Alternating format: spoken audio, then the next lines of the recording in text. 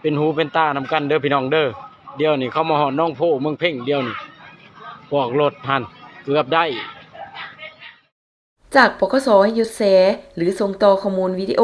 โจรมาลักเด็กน้อยอยู่ละครเพลงบ่แม่นความจริง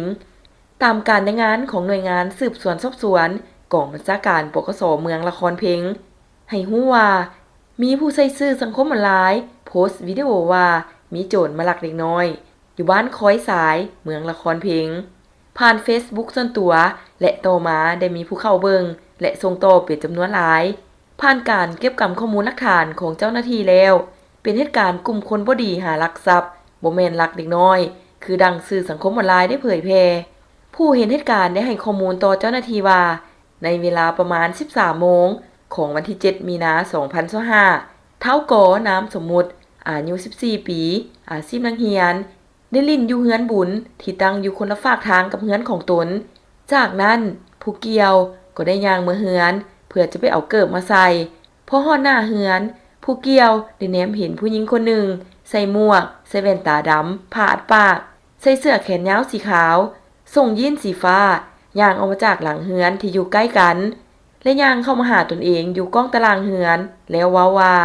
สวยเอื้อยแด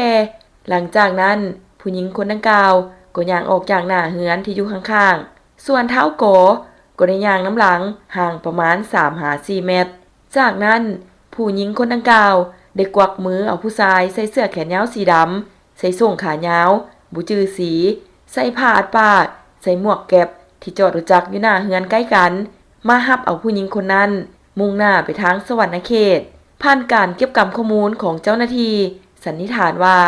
เหตุการณ์ดังกล่าวแม่นเหตุการณ์คนบ่ดีหาลักทรัพย์ส่วนข้อมูลที่ประชาชนได้ลงในสื่อออนไลน์ว่ามีคนห้ายมาลักเอาเด็กน้อยอยู่บ้านหนองภูค้อนสายเมืองละครเพลง